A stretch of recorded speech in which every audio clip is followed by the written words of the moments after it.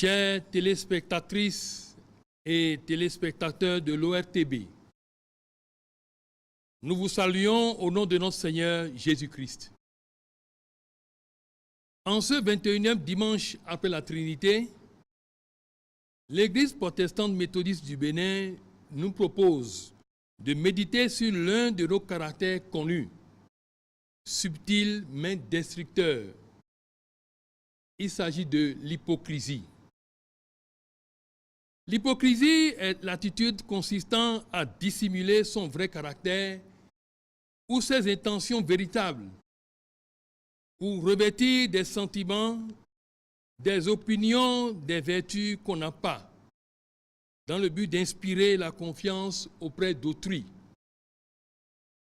Pour l'homme ordinaire, c'est un jeu facile dans lequel on cache le faux pour présenter l'apparence du vrai. Mais pour le spirituel averti, c'est un jeu dangereux dans lequel nous faisons cohabiter notre identité réelle et une autre entité, celle du mensonge. Chers amis, après avoir souligné les manifestations bibliques et actuelles de l'hypocrisie, nous constaterons ses diverses conséquences afin de découvrir enfin ce que Jésus nous propose pour éradiquer ce fléau de nos cœurs. Le texte de Michée, chapitre 3, versets 5 à 12, que nous venons de lire, se situe dans un contexte particulier. En effet, Israël et Juda se retrouvent dans une situation de menace de la part de l'Éternel. À ce sujet, il est utile de rappeler que les désordres sociaux provoqués par l'injustice des responsables politico-religieux ne pouvaient pas bénéficier de la bienveillance de Dieu. C'est la raison pour laquelle Michée dénonce l'hypocrisie qui était une pratique courante et s'érigeait comme un système au sein des prophètes et des princes d'Israël. Ainsi, dans le monde religieux, l'hypocrisie se manifestait sous la forme de fausses prétentions de communion avec Dieu. Prétendre être en communion avec Dieu alors qu'on ne l'est pas est de l'hypocrisie. Par exemple, les prophètes prétendaient s'appuyer sur l'Éternel et sa présence alors que leurs œuvres étaient inspirées par des soucis alimentaires et par la cupidité. Malheureusement, les prétentieux qui cachent leur vraie identité derrière des masques sont de plus en plus nombreux dans les milieux religieux et ceci compromet dangereusement la vocation sociale des religions. Il est possible d'être un ardent défenseur de sa confession ou d'en être en même temps et cacher ses intentions cupides au même moment. Par ailleurs, sur le terrain politique, les chefs de la maison de Jacob et princes de la maison d'Israël pervertissaient le droit en prononçant des jugements par corruption. Leur hypocrisie consistait à proclamer la couverture divine de leur injustice. Ainsi, ils rendaient Dieu complice de leur corruption. Malheureusement encore, beaucoup d'acteurs politiques manipulent la duplicité avec expertise, tout en brandissant leur supposée appartenance religieuse. Ce comportement humain est un crime et un péché. Ceci poussera Michée à s'insurger avec véhémence contre la pratique au verset 8. Dieu désapprouve en effet l'hypocrisie, car elle consiste à faire usage du faux dans les rapports humains et sur le terrain spirituel. Au reste, chers frères et sœurs, dans notre société actuelle, l'hypocrisie est devenue une arme, un instrument de travail, la fausse base des relations sociales est le mode de vie privilégié de plusieurs de nos contemporains. Jouer au double sans qu'on ne voie l'original est si facile. Le masque hypocrite a investi tous les milieux. Le cercle familial, les relations entre conjoints, le monde des affaires, le monde politique et même dans les milieux religieux, on s'en sert. L'apparence, les apparats et les vœux pieux ont pris le pas sur l'authentique.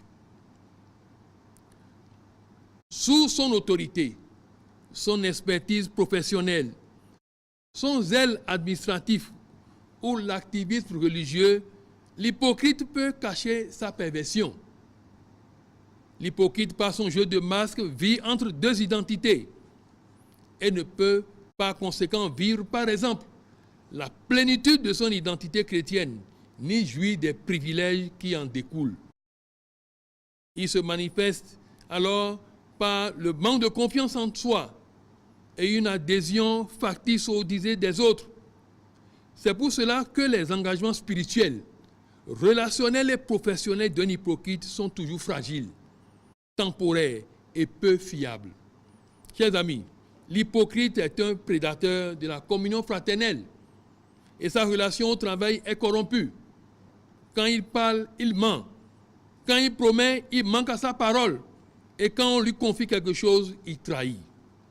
Chers amis téléspectatrices et téléspectateurs, il est difficile, voire impossible de compter sur un hypocrite.